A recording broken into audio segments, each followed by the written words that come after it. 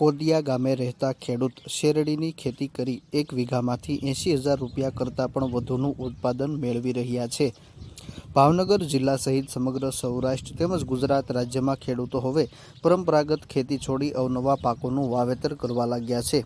ખાસ કરીને પરંપરાગત પાકોમાં યોગ્ય ઉત્પાદન અને વળતર મળતું ન હોવાના કારણે અનેક ખેડૂતો બાગાયતી પાક તેમજ અન્ય અલગ અલગ પાકોનું વાવેતર કરી તેમાંથી લાખો રૂપિયાનું ઉત્પાદન મેળવી રહ્યા છે।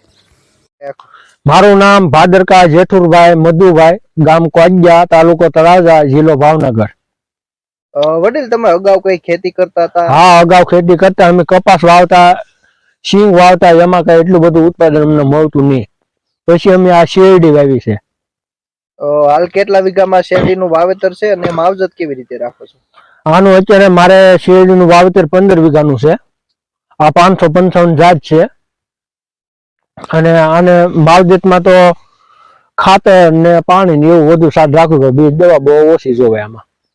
તમને કેવી રીતે વિચાર આવ્યો કે હવે શેરડીની ખેતીની શરૂઆત કરવી જોઈએ અને કેટલા વર્ષ પહેલા કરી? મેં આ 2 વર્ષથી હું આ શેરડીનું કરું છું અને આમાં પેલા કપામાં થતું પણ એટલું બધું સિંગમાં મૂંડા ને કપામાં ઈળું ને એવું બધું આવી જતું, એટલે અમે ન ઓલું કરતા, પછી આ શેરડી લઈ આવ્યા। હાલ તમે શેરડીનું ક્યાં ક્યાં વેચાણ કરો છો અને મને ભાવ કેટલા મળે છે? આનો મને મિનિમમ 100 રૂપિયાથી સ્ટાર્ટ થાય અને આના અલગ અલગ વેપારી હોય, હંધાઈ આવે અને જોઈ જાય લઈ જાય। વીઘે કેટલાક રૂપિયાનું ઉત્પાદન વર્ષે મળતું છે? આનું વીઘે 70,000 થી 80,000 નું મળે। વાવેતર બાદ કેટલા સમયે પાક તૈયાર થાય છે શેરડી? આ 10-11 મહિને કમ્પ્લીટ થઈ જાય। સૌરાષ્ટ્ર પંથકની વાત કરવામાં આવે તો મોટા ભાગના ખેડૂતો કપાસ, મગફળી અને ડુંગળીનું મુખ્ય પાક તરીકે વાવેતર કરતા હોય છે, પરંતુ હાલ જોઈએ તો અનેક ખેડૂતો પરંપરાગત પાક છોડી શેરડી, પપૈયા, કેળા જેવા અલગ અલગ પાકોનું વાવેતર કરી તેમાંથી લાખો રૂપિયાનું ઉત્પાદન મેળવતા થયા છે। ભાવનગર જિલ્લાના તળાજા તાલુકાના કોદિયા ગામે રહેતા ભાદરકા જેઠુરભાઈ, જેઓ છેલ્લા ઘણા વર્ષથી ખેતીના વ્યવસાય સાથે જોડાયેલા છે, અગાઉ આ ખેડૂત મગફળી, કપાસ જેવા પરંપરાગત પાકોનું વાવેતર કરતા હતા, પરંતુ તેમાં ખર્ચની સામે યોગ્ય ઉત્પાદન અને વળતર મળતું ન હોવાના કારણે 2 વર્ષથી શેરડીની ખેતી કરી રહ્યા છે।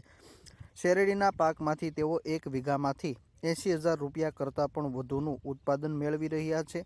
આ ઉપરાંત અન્ય પાકોનું માર્કેટિંગ યાર્ડ કે માર્કેટ સુધી વેચાણ કરવા જવું પડતું હોય છે, પરંતુ શેરડીનો પાકનું વેચાણ ત્યાં ખેતર પરથી થઈ જાય છે।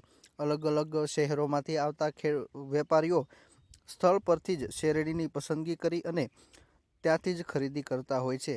આ શેરડીનો ભાવ 1 મણે એવરેજ 100 રૂપિયાની આસપાસ મળી રહે છે।